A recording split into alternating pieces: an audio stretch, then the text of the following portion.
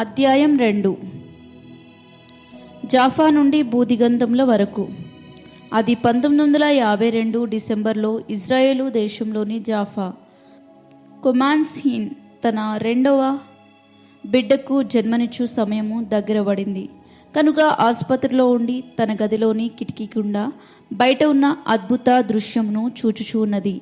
Mediterranean యొక్క లోతైన సముద్ర జలాలు కనిపించనంత దూరం వరకు వ్యాపించి ఉన్నవి. అయితే అరీమేనియన్ సంతతికి చెందిన ఈ స్త్రీ యొక్క హృదయం మాత్రం ఎంతో కలవరంతో నిండి ఉన్నది. ఆమె భయము అవమానంతో కొట్టుమిట్లాడుచు ఉంది. దూరంలో ఉన్న ఆండ్రోమిడా రాళ్ళు నల్లని రంగులో ఉండడం ఆమె చూస్తూ ఉంది.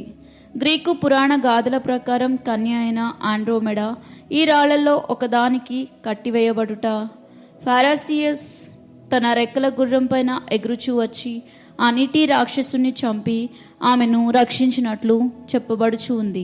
కోమ్లాన్ కూడా తనకు అలాగే ఎవరైనా ఏ విధంగానైనా కిందికి వచ్చి తనను మరి యొక్క అవమానంతో కూడిన సంవత్సరం నుండి రక్షించునని కోరుకొనుచు ఉన్నది.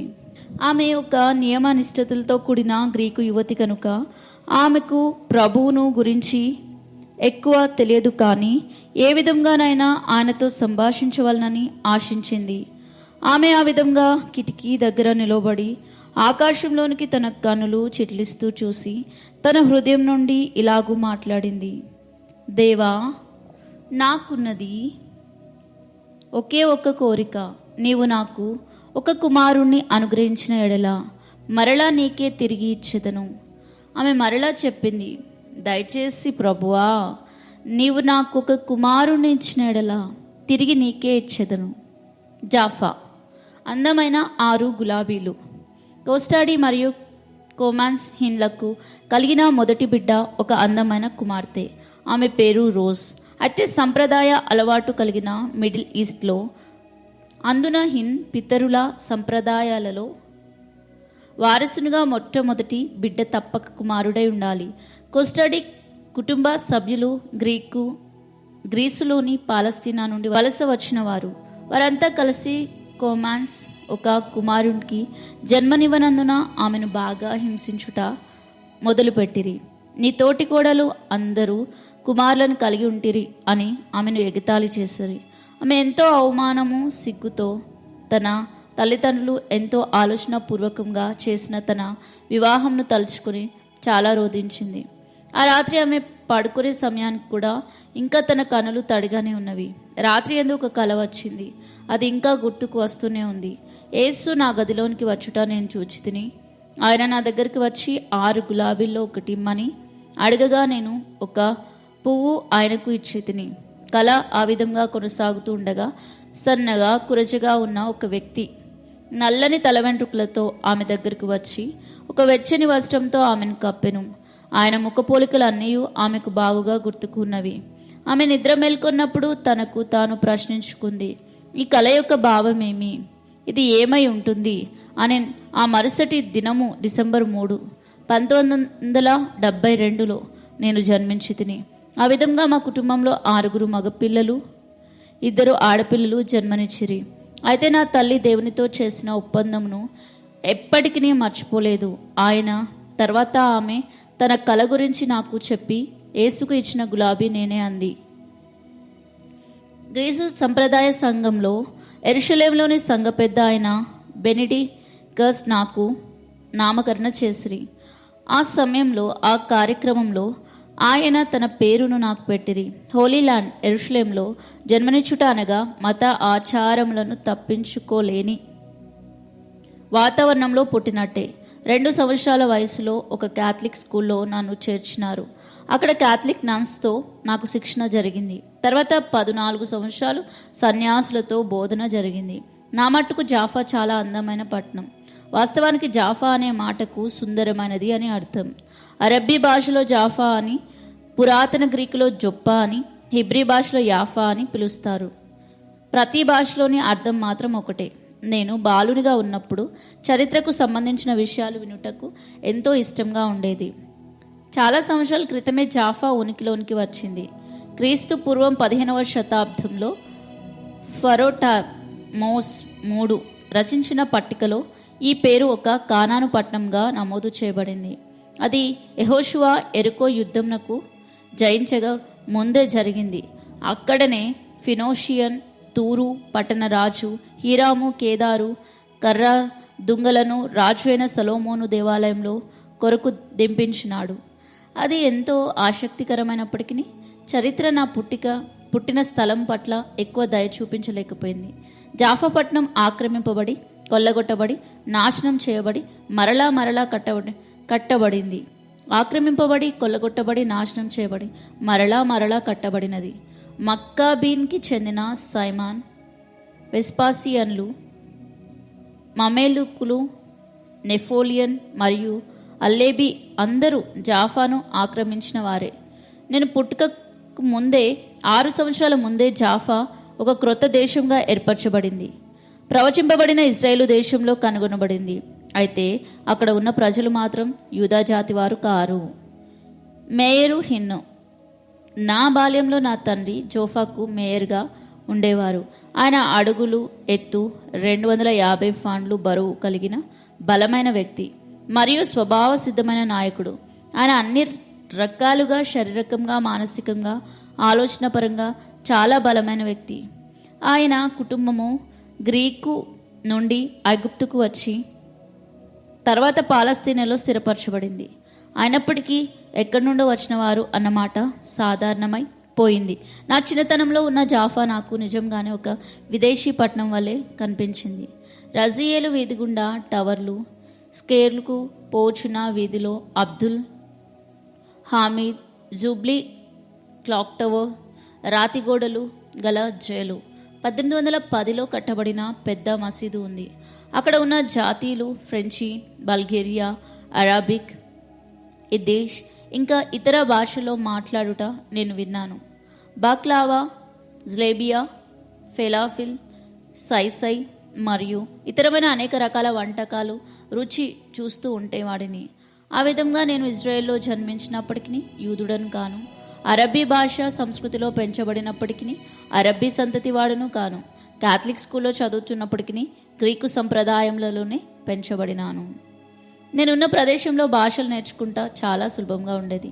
ప్రతి వారు 2 లేక 3 భాషలు మాట్లాడేవారుగా ఉండాలని అనుకున్నారు. మా గృహంలో అరబ్బీ భాష మాట్లాడేవారము. స్కూల్లో క్యాథలిక్ సిస్టర్స్ ఫ్రెంచ్లో బోధన చేసేటి వారు. పాత నిబంధన మాత్రమే పురాతన హెబ్రీ భాషలో చదివేవారు. నా బాల్యం 1 లక్ష వరకు ఉన్న జాఫ్రా ప్రజలు టెల్ అవీవ్లో ఉన్న విస్తరమైన యూదా సంఖ్య చేత ఆవరింపబడి ఉంది. ఈ దినముల ప్రధాన పట్టణములకు టెల్ అవీవ్, జాఫా అని చట్టపరమైన పేరు కలదు. ఇంచుమించు 4 లక్షల మంది ఆ ప్రదేశంలో నివసించుచు ఉన్నారు. వాస్తవానికి టెల్ అవీవ్ ఒక యూదా ప్రయోగంగా ప్రారంభింపబడింది. 1909లో 60 మంది కుటుంబ సభ్యులు కలిసి 32 ఎకరాల ఖాళీ ఇసుక దిబ్బలకు జాఫాకు ఉత్తరంలో ఉన్న స్థలంలో కొని అక్కడికి వెళ్ళిపోయారు. వారు అంతకుముందున్న అరబ్బీ గృహములలో ఉన్న విపరీత పరిస్థితులను తట్టుకొని జీవించలేకపోయారు. ఈ విధంగా టెల్ అవీవ్ ఇజ్రాయెల్లో ఒక పెద్ద పట్టణంగా రూపుదిద్దుకుంది. నా తండ్రి ఒక యూదుడు కానప్పటికీ ఇజ్రాయేలీల పెద్దలు ఆయన యందు నమ్మకం ఉంచిరి. అంతర్జాతీయ ప్రజలు సమూహంకు తగినట్టు ఒక వ్యక్తి జాఫాలో ఉన్నందుకు వారు ఎంతో సంతోషించిరి. అనేక జాతీయ నాయకులతో ఆయనకున్న స్నేహంను బట్టి మాకు కూడా ఎంతో గర్వకారణంగా ఉండేది. ఇజ్రాయేలు తరపున ఆయనను ఇతర దేశాలకు రాయబారిగా ఉండమని కోరినప్పటికీ ఆయన జాఫాలోనే ఉండుటకు నిశ్చయించుకొనిరి. అయితే కుటుంబాలతో కలిసి గడుపుటకు బహు తక్కువ సమయం దొరికేది. వాస్తవం చెప్పాలంటే నాకు అప్పుడు నా తండ్రి గురించి ఏమీ తెలియలేదు. ఆయన ఎప్పుడు చూసినా ఏదో ఒక ముఖ్యమైన సమావేశానికి హాజరవుతూ ఉండేవారు. నా తండ్రి ఎప్పుడు తన ప్రేమను బాహ్యంగా వ్యక్తం చేసేవారు కాదు. చాలా కఠినంగా కనబడేవాడు. మా తల్లి మాత్రం దానిని కనబడకుండా చూసేది. ఆయన నా తండ్రి ఆ విధంగా ఉండుట సంప్రదాయంలో ఒక భాగం. పురుషులు ఎప్పటికీ పురుషులే. మేము సుఖంగా జీవించాము. మా తండ్రికి ప్రభుత్వంలో ఉన్న ఉద్యోగంను బట్టి ఒక చక్కటి గృహం ఇవ్వబడింది. భద్రతా సిబ్బందితో కూడిన గృహము. చుట్టూ పెద్ద గోడ ఉండి ఎంతో అద్భుతంగా ఉండేది. నా తల్లి ఒక మంచి గృహ నిర్వాహకురాలు. మమ్మల్ని అందరినీ పెంచి పెద్ద చేయడం నిజంగా ఎంతో పెద్ద బాధ్యతతో కూడిన పని. ఒక క్యాథలిక్ కవచం. నా విద్యాభ్యాసం కొనసాగుతూ ఉండగా నన్ను నేను ఒక క్యాథలిక్గానే పరిగణించుకున్నాను. నా చిన్న తనపు స్కూలు ఒక కాన్వెంట్ వలె ఉండేది. ప్రతిదినము మాస్ ఆరాధన జరిగేది. క్యాథలిక్ స్కూల్లో విద్య అన్నిటికంటే ఉన్నతంగా ఉండేది కనుక నా తల్లిదండ్రులు కూడా ఏమీ అభ్యంతరం చెప్పలేదు. వారమంతా నేను నాన్స్తో కలిసి విద్యను అభ్యసించి ఆదివారం మాత్రం నా తల్లిదండ్రులతో కలిసి గ్రీకు ఆర్థోడాక్స్ చర్చ్కి వెళ్ళేవాడిని. కానీ అది ఏమాత్రము సమస్యగా ఉండేది కాదు. ఎందుకంటే కేవలము ఒకే చర్చ్కి వెళ్ళాలి అని ఏమీ కట్టుబాట్లు లేవు. జాఫాలో ప్రజలు వివిధ సంఘాలకు హాజరయ్యేవారు. నేను ఒక క్యాథలిక్నా? అవును, ఖచ్చితంగా క్యాథలిక్ విధానాలు అన్నీ ఆచరించేవాడిని. వారంలో 5 దినాలు నా సమయం ఎక్కువ ప్రార్థనకు ఇచ్చేవాడను. నా ఆలోచన అంతా అదే ఉండేది. నేను పూర్తిగా కాన్వెంట్లోనే ఉండుట చేత ఇతర ప్రజలతో ఇతర ప్రపంచ సంబంధ బాంధవ్యాలు తెగిపోయినవి. అనుకోని విధంగా వేరే రీతిలో కూడా నేను ఈ ప్రపంచం నుండి వేరు చేయబడ్డాను. నా చిన్నతనం నుండి నేను విపరీతమైన నత్తితో బాధపడ్డాను. ఏ చిన్న ఒత్తిడి లేక భయం కలిగినా నా మాటలు చాలా నత్తిగా వచ్చేటివి మరియు దీనిని భరించుట చాలా కష్టంగా ఉండేది. నేను స్నేహితులను ఏర్పరచుకునుట చాలా కష్టతరంగా ఉండేది. కొంతమంది చిన్నపిల్లలు నన్ను ఆట పట్టించేవారు, మరికొంతమంది నాకు దూరంగా ఉండేవారు. ప్రపంచంలో జరుగుతున్న విషయాలు నాకు చాలా తక్కువ తెలిసేవి. నా బోధకులు ఏమి బోధిస్తే అది మాత్రమే తెలిసేది. కానీ క్యాథలిక్ జీవిత విధానం గురించి మాత్రం చాలా ఎక్కువ అనుభవం గడించాను. నా స్కూల్ శిక్షణ జరుగుతూ ఉండగా నేను కాలేజ్ డిప్రెరీ సహోదరుల యొక్క కాలేజ్కు వెళ్ళి అక్కడ ఉన్న క్యాథలిక్ సన్యాసులతో శిక్షణ పొందాను. నేను చిన్నవాడిగా ఉన్నప్పటి నుండి కూడా చాలా భక్తిగా ఉండేవాడును. నేను అనేక మంది ఇతరులు ప్రార్థించే దానికంటే ఎక్కువగా ప్రార్థన చేసేవాడను. కానీ నాకు తెలిసిందంతా మరియను స్తుతించుట, అపోస్తుల విశ్వాస ప్రమాణము, ప్రభు ప్రార్థన, మరికొన్ని నిర్ణయింపబడిన ప్రార్థనలు. నేను ప్రభుతో మాట్లాడుట అనేది బహు అరుదుగా జరిగేది. నాకు ఏదైనా ప్రత్యేక అవసరత ఉన్నప్పుడు మాత్రమే నేను దానిని ప్రభుకు చెప్పేవాడను. అంతకు మించి నా ప్రార్థనా జీవితం ఒక క్రమబద్ధమైన ఆచారంగా మాత్రమే ఉండేది. నాకున్న ఒక మూఢనమ్మకం ఏంటంటే, మనము ప్రార్థన చేసేటప్పుడు కొంత బాధను అనుభవించాలి. మోకరించి ప్రార్థన చేయుటకు యెరూషలేము తెల్లరాయి మాత్రమే కావాలి. ఇంచుమించు అన్ని గృహాలు దానితోనే కట్టబడినవి. నేను వెళ్ళిన ప్రతి పాఠశాలలోనూ తెల్లరాతితో చేయబడిన నేల తప్పించి తివాచీలేమీ లేవు. నీ అక్కరలు అడుగుచున్నప్పుడు నీవు కష్టపడకపోతే ప్రభు నీ మొర వినడు అని అనుకునేవాడిని. ఆ విధంగా కష్టపడ్డ ద్వారా దేవుని మెప్పును పొందవచ్చునని తలంచేవాడిని. నాకు బోధపడిన విషయాలు ఏమాత్రము ఆత్మీయత లేనప్పటికీ బైబిల్లో నుండి నాకు దొరికిన పునాది నేను బాగా గుర్తు చేసుకుంటాను. ఎంతమంది చిన్నవారికి నిజంగా పాత నిబంధన హెబ్రీ భాషలో నేర్పి ఉంటారు అని నేను తరచూ ఆలోచిస్తూ ఉండేవాడిని. మేము ఫీల్డ్లోని వెళ్ళినప్పుడు మాత్రము దేవుని వాక్యం మాలో సజీవంగా ఉండేది. ఒకసారి మేము నెగేవేలోనికి వెళ్ళినప్పుడు అబ్రహాము తవ్వించిన బావులకు ప్రక్కగా నిలవబడి వాటిని గురించి నేర్చుకున్నాము. అప్పటి అనుభవాలు నేను ఎప్పటికీ మర్చిపోలేను. ఆయన వస్త్రం తెలుపు కంటే తెల్లనైనది. నా జీవితంలో అనేక మార్లు దేవుడు దర్శనం ద్వారా నాతో మాట్లాడాడు. కానీ నేను జాఫాలో ఉండగా ఇది ఒక్కసారి మాత్రమే నాకు సంభవించింది. నేను అప్పుడు 11 సంవత్సరంల ప్రాయంగా ఉన్నాను. ఆ సమయం నుండి దేవుడు నా జీవితంలో పని చేయట ప్రారంభించాడని నేను విశ్వసిస్తున్నాను. నాకు కలిగిన దర్శనం కేవలం నిన్న చూసినట్టుగానే నాకు గుర్తు ఉంది. యేసు ప్రభు నా గదిలోనికి నడిచి వచ్చుట నేను చూశాను. ఆయన ఒక వస్త్రము తెలుపు కంటే తెల్లనైందిగా ధరించుకుంది. ఎర్రటి రంగులో నున్న అంగవస్త్రము దానిపై వేసుకుని ఉన్నారు. నేను ఆయన కేశములను చూశాను, ఆయన కన్నులలోకి చూశాను, ఆయన చేతుల్లో మేకులు గుర్తులు చూశాను. నేను సమస్తమును చూశాను. నాకు అప్పటికి యేసును గురించి ఏమీ తెలియదు. నేను యేసును ఇంకా నా జీవితంలోనికి రమ్మని అడగలేదు. కానీ నేను చూసిన మరుక్షణం ఆయనను గుర్తించగలిగితిని. నాకు తెలుసు ఆయన ప్రభు అని. ఆ సంఘటన జరిగినప్పుడు నేను నిద్రలో ఉన్నాను. కానీ నా శరీరం మాత్రం అకస్మాత్తుగా ఒక గొప్ప అనుభూతికి లోనైంది. అది ఒక కరెంట్ షాక్ వలె ఉంది. నిన్ను ఎవరో తీసుకుని వెళ్ళి విద్యుత్ గల ప్లగ్లోనికి పెట్టినట్లు అనిపించింది. నన్ను ఎవరో తీసుకుని వెళ్ళి విద్యుత్ గల ప్లగ్లోకి పెట్టినట్టు అనిపించింది. నా శరీరం అంతా చలనం లేనట్టుగా అయి మరలా 1,000,000 సూదులతో గుచ్చినట్టు అయింది. నేను ఆ విధంగా లోతైన నిద్రలో ఉండగా ప్రభు నా ముందు నిలబడి ఉన్నారు. ఎంతో అందమైన కన్నులతో ఆయన నా వైపు సూటిగా చూశారు. ఆయన నవ్వుతూ తన హస్తములను చాచారు. ఆయన సన్నిధిని నేను అనుభవించగలిగాను. అదెంతో అద్భుతమైన సంఘటన కనుక నేను ఎన్నడూ మర్చిపోలేదు. ప్రభు నాతో ఏమీ చెప్పలేదు. ఆయన కేవలం నా వైపు చూసి మరలా అదృశ్యమయ్యారు. వెంటనే నేను నిద్ర మేల్కొన్నాను. ఆ సమయంలో ఏం జరుగుచున్నదో నాకు సరిగ్గా బోధపడలేదు. కానీ అది ఒక కల మాత్రమే కాదు. అటువంటి తలంపులు సాధారణంగా కలల్లో సంభవింపవు.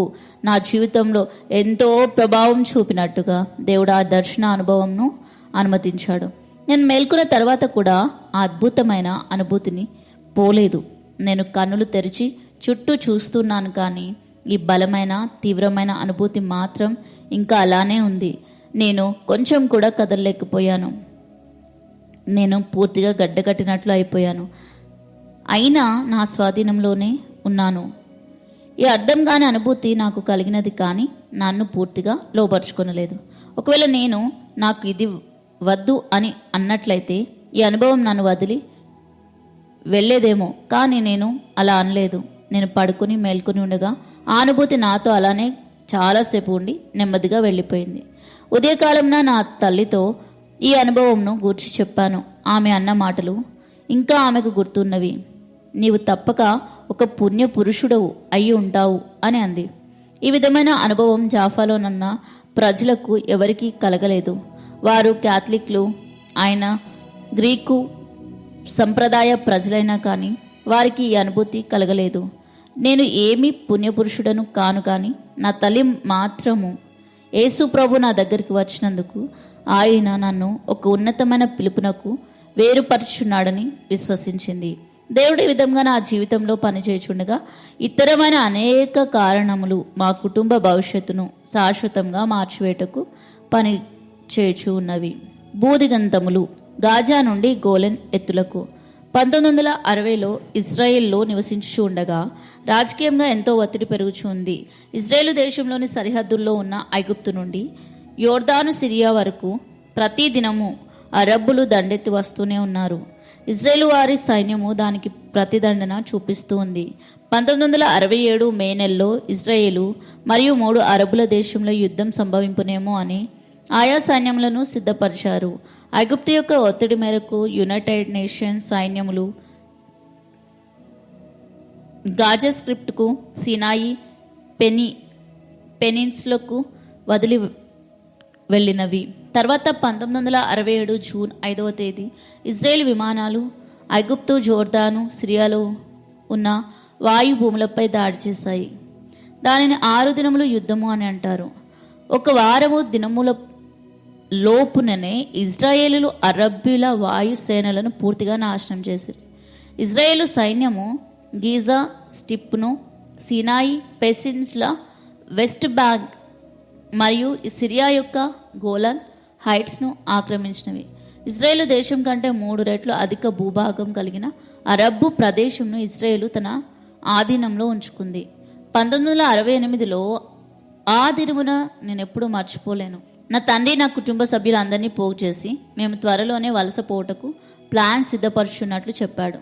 దయచేసి ఎవరితో ఈ వివరాలు చెప్పవద్దు, ఎందుకంటే ఏమైనా సమస్యలు వీసా పరంగా రావచ్చు అని ఆయన అన్నారు. మొట్టమొదటిగా బెల్జియం వెళ్ళాలని తలంచితిమి. అక్కడ మా తండ్రికి కొంతమంది బంధువులు ఉండుట మరియు ఫ్రెంచ్ మాట్లాడే దేశంకు వెళ్ళుట అనే విషయంలో ఎంతో ఉత్సాహాన్ని ఇచ్చాయి. ఎందుకంటే మా స్కూల్లో అంతా నేను నేర్చుకున్న భాషే. ఒక దినము సాయంకాలంన కెనడా ఎంబాసీ నుండి ఒక ఆయన వచ్చి కెనడాలోని జీవన విధానం గురించి మాకు ఒక లఘు చిత్రాన్ని చూపించాడు. టొరంటోలో ఎంతో కష్టాల్లో ఉన్న పట్టణంగా కనిపించింది. నా తండ్రి యొక్క 2 సహోదరులు అక్కడనే నివసిస్తున్నారు, కానీ వారు ఆర్థికంగా ఏ విధంగా నన్ను పోషణ చేయగలరో లేదో అని అనుమానంగా ఉంది. మా చుట్టూ గల పరిస్థితులకు సంబంధించిన ప్రశ్నలు దినదినం పెరుగుతూనే ఉన్నవి. ఒక స్థితిలో మా తండ్రి మరలా 5 సంవత్సరాల వరకు మేము వెళ్ళుటకు వీలు కాదేమో అని కూడా చెప్పినాడు. నేను దేవునితో బేరమాడితిని. అప్పటికే మేమంతా ఆ ప్రదేశంకు వదిలి వెళ్ళాలని ఆతృతతో ఉన్నందున నేను ఆ యెరూషలేం రాయి మీదనే మోకాళ్ళుని దేవునితో ఒక ఒప్పందం చేశాను. దేవా, నీవు మమ్ములను బయటకు వెళ్ళినట్లయితే నేను నీకు ఇవ్వగలిగినంత పెద్ద సీసాలో ఒలీవా నూనెను తీసుకుని వచ్చేదను. మేము టొరంటోలకు వెళ్ళిన తర్వాత నీ సన్నిధికి దానిని కృతజ్ఞత అర్పణగా తీసుకుని వచ్చేదను అని దేవునితో ప్రమాణము చేశాను. నేను పెంచబడిన పద్ధతిలో దేవునితో బేరమాడుట కొత్త విషయమేమీ కాదు. ఒలీవా నూనె చాలా విలువైన వస్తువు కనుక నేను ఆ ప్రమాణం చేశాను. కొన్ని వారములలోనే కెనడా ఎంబాసీ నుండి ఒక వ్యక్తి మా తండ్రిని పిలిచి చెప్పాడు, మిస్టర్ హిన్, మేము అంతా సిద్ధపరిచాము, ఎలాగునా అని అడగవద్దు, మీ పేపర్ పని క్రమంగా ఉంది, మీరు ఎప్పుడు అనుకుంటే అప్పుడు బయలుదేరవచ్చును. ఇక ఎక్కువ సమయం పట్టలేదు. మాకున్నదంతా ఇంచుమించు అమ్మేసి ఉత్తర అమెరికాలోని క్రొత్త జీవితానికి సిద్ధపడుతుంది. ఓలీ ల్యాండ్లోనున్న ఆ చివరి దినములలో ఏదో ఒక గొప్ప సంగతి జరుగుపోచున్నదని నాకు మనసులో అనిపిస్తూ ఉండేది. ప్రత్యేకంగా పట్టణమును విడిచి వెలుచున్నప్పటికీ దీనికంటే మించిన గొప్ప కార్యం జరుగుతుందని నాకు గట్టి నమ్మకం. పురాతనమైన పట్టణము యొప్పే నదీ తీరం నుండి యోనా వెళ్ళినాడు. అదే నా జాఫా. దాని ఫలితార్థము నినివే పట్టణ ప్రజల రక్షణ కార్యం. ఓడరేవులో ఉన్న ఎత్తైన పర్వతం యొక్క చివరి నుండి నేను అనేక మార్లు చూశాను. లైట్ హౌస్ దగ్గర 1654లో కట్టబడిన ఒక ఫ్రాన్సిస్కన్ చర్చి ఉంది. అక్కడనే అపోస్తులైన పేతురు ప్రపంచంనే మార్చివేసిన ఒక దర్శనాన్ని చూశాడు. యూదులను అన్యజాతులను ఒకే రీతిగా సంఘంలోనికి చేర్చుకోమని దేవుని స్వరం విని పేతురు ఈ విధంగా అన్నాడు, దేవుడు పక్షపాతి కాడని నిజంగా గ్రహించున్నాము. ప్రతి జనాంగంలోనూ ఆయనకు భయపడి నీతిగా నడుచుకుని వారిని ఆయన అంగీకరించును. అపోస్తుల కార్యములు 10:34-35. ఆ క్షణం నుండే క్రీస్తు సందేశం యొప్పే నుండి కైసరియకు, తర్వాత భూదిగంతముల వరకు వ్యాపించి సమస్త మానవ జాతికి చేరింది. హగానా రోడ్డు నుండి లార్డ్ విమానాశ్రయము వరకు మేము ప్రయాణము చేసి ఉండగా నేను అనుకున్నాను, ఈ ప్రదేశమును మరలా ఎప్పుడైనా చూడగలనా? నాకు ఎంతో ప్రేమతో బోధించిన క్యాథలిక్ నన్స్ గురించి ఆలోచించాను. వారి ముఖాలను ఇంకా చివరిసారిగా టోల్ అవీవ్లో చూశాను. నా వెనుక మైళ్ల కొలది పచ్చని నారింజ తోటలు ఉన్నవి. దూరంగా యూదా పర్వతములు ప్రకాశిస్తూ కనబడినవి. మెడిటేరియన్ జలాల మీదుగా వెలుచుండగా నేను క్రిందికి చూసి ఆఖరిసారిగా జాఫాకు వీడ్కోలు చెప్పాను. నా గొంతులో పచ్చి వెలక్కాయ ఉన్నట్టుగా ఉంది. నేను అప్పటికీ 14 సంవత్సరాల వాడనే ఉన్నాను. మరియు నాకు తెలిసిన గృహం అది ఒక్కటే, దుకాణంలో ఐస్ క్రీమ్. 1968 జూలైలో హిన్ కుటుంబస్తులు ఏమీ హడావిడి లేకుండానే టొరంటోలో ప్రవేశించారు. నా తండ్రి ఆ విధంగానే కోరుకున్నాడు. మమ్మల్ని ఆహ్వానించుటకు ఏ కమిటీ ఎదురు రాలేదు. మరియు నా తండ్రికి ఏదైనా ఉద్యోగం దొరుకుతుందని కూడా ఏమీ నమ్మకం లేదు. మేము మాకున్న కొద్దిపాటి వస్తువులు, దుస్తులు, సూట్ కేసులు పెట్టుకొని వస్తువులను అమ్మగా వచ్చిన డబ్బు చిన్న మొత్తంలో పట్టుకుని వచ్చాము. కొంతకాలం వరకు సరిపోతుంది. మా క్రొత్త జీవితము ఒక అద్దె అపార్ట్మెంట్లో మొదలైంది. ఒక విదేశీ సంస్కృతిలోనికి అకస్మాత్తుగా ప్రవేశించడం ఎంత క్రొత్తగా, భయంగా ఉంటుందో.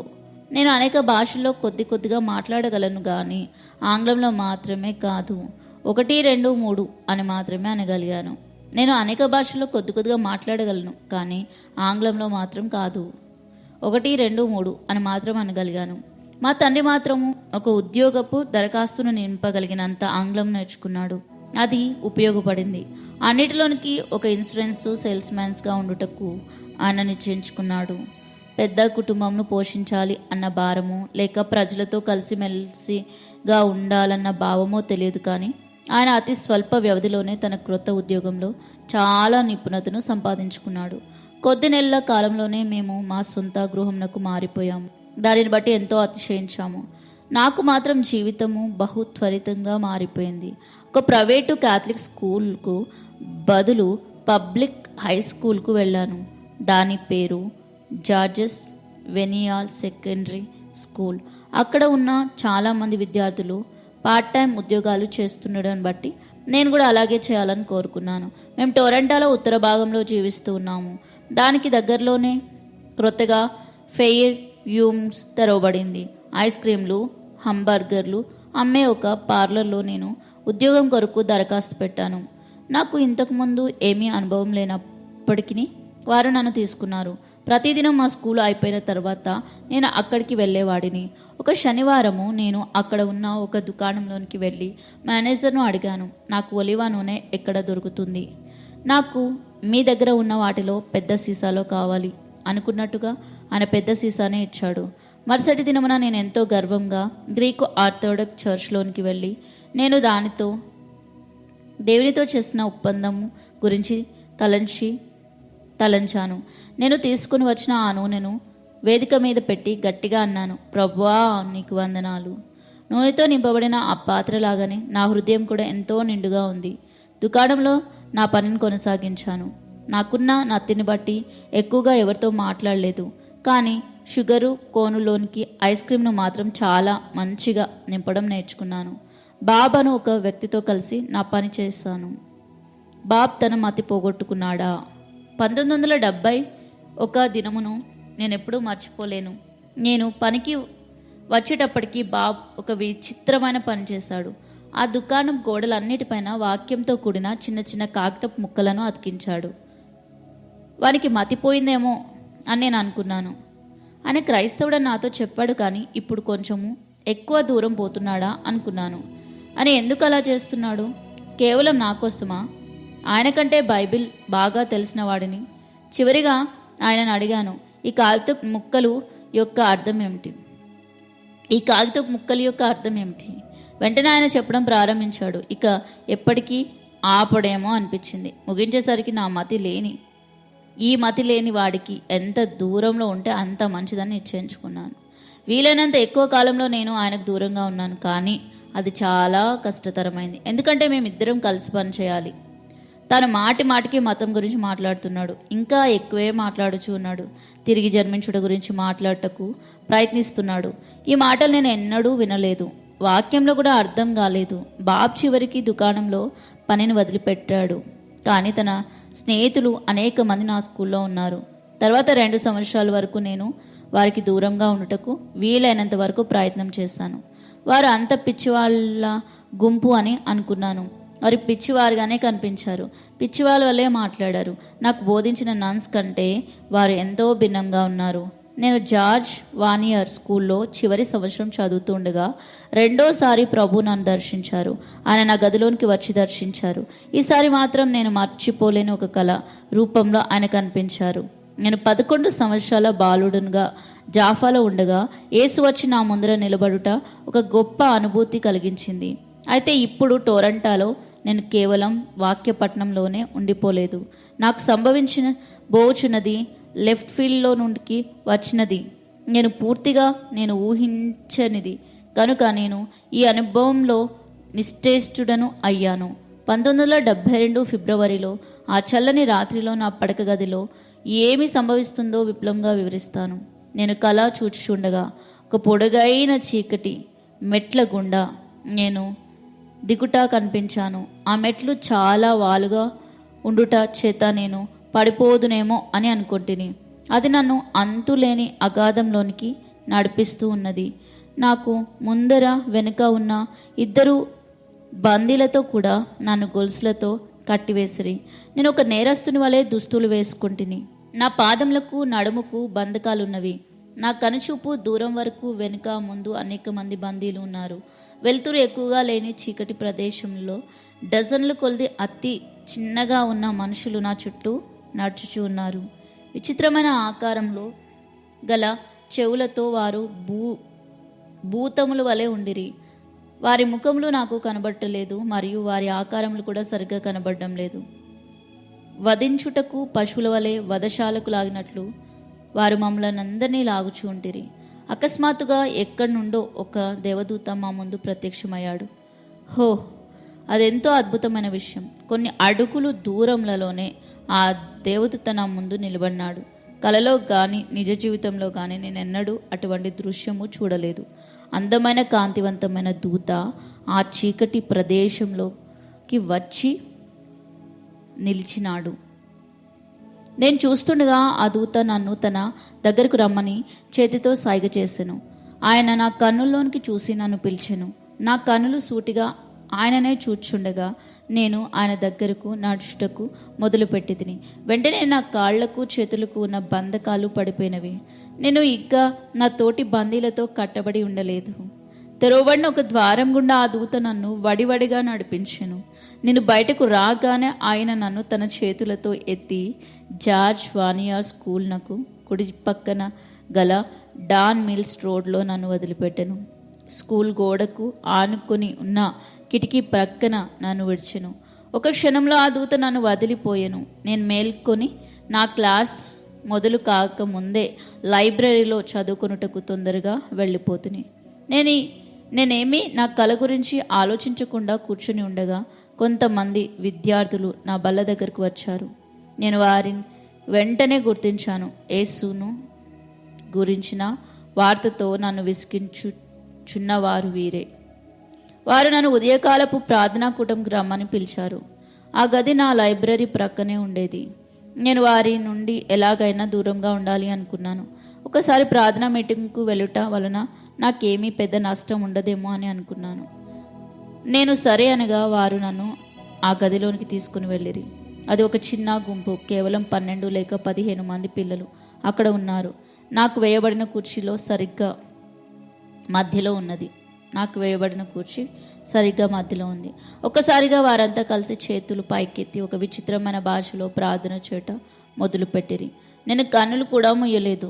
నేను అసలు కన్నురెప్పలు కూడా వేయలేకపోయాను. ఇక్కడ ఉన్న విద్యార్థులు 17, 18 లేక 19 సంవత్సరంలో వారు. క్లాస్లో నాకు తెలిసిన వారే పెద్ద స్వరాలతో దేవుని స్తుతిస్తున్నారు. నేను ఇంతకు ముందెన్నడూ ఇలా భాషలో మాట్లాడటం చూడలేదు. కనుక నా నోట మాట రాని వాడి వలె అయితిని. ఒక పబ్లిక్ స్కూల్లో ఈ మత ఛాందస్తవాదుల మధ్య బెన్నీలాగా కూర్చుని ఉన్నాడు అన్న ఆలోచననే నాకు పూర్తిగా గ్రహింపునకు రావడం లేదు. నేను ఏమీ ప్రార్థన చేయలేదు, కేవలం గమనిస్తూ ఉన్నాను. తర్వాత జరిగిన సంగతి నేను ఎన్నడూ ఊహించలేనిది. నేను కూడా ప్రార్థన చేయాలి అన్న తలంపు చాలా బలంగా రావడంతో ఒక్కసారిగా ఉలిక్కిపడ్డాను. అయితే ఏం చెప్పాలో నాకు బోధపడలేదు. హేల్ మేరీ అన్న మాట ఈ సందర్భంలో ఉచితంగా అనిపించలేదు. ఈ యేసు ప్రజలు నాకు కనబడినప్పుడల్లా నీవు యేసుని కలుసుకోవాలి అని అంటూ ఉండేవారు. ఆ మాటలు నాకు క్రొత్తగా అనిపించేవి. ఎందుకంటే నేను ఆయనను ఎరుగుదునని అనుకునేవాడిని. అది చాలా విచిత్రమైన పరిస్థితి. ఎవరూ నాతో కలిసి కానీ నా గురించి కానీ నా ప్రార్థన చేయడం లేదు. అయినప్పటికీ నా చుట్టూ ఏదో తెలియని బలమైన వాతావరణం ఉన్నది. ఆత్మీయ వాతావరణం ఉంది. నేను ఒక పాపినా? నేను అలా తలంచలేదు. నేను ఒక మంచి కాథలిక్ బాలుడను. ప్రతిరోజు ప్రార్థన చేసి నాకు అవసరం ఉన్నను లేకపోయినను నా పాపములను ఒప్పుకునేవాడిని. అయితే ఆ క్షణంలో మాత్రం నా కన్నులు మూసుకొని నా జీవితమునే మార్చివేసిన 4 మాటలను పలికి తిని. యేసు ప్రభువా, తిరిగి రమ్ము అని బిగ్గరగా చెప్పి తిని. నేను ఎందుకు అలా పలికితినో నాకు తెలియదు, కానీ నా నోట మాట మాత్రము ఆ మాటలే వచ్చినవి. నేను ఆ మాటలను మరలా చెప్పాను. యేసు ప్రభువా, తిరిగి రమ్ము. ఆయన నా ఇంటిని విడిచి నా జీవితం నుండి దూరమయ్యాడని నేను అనుకున్నానా?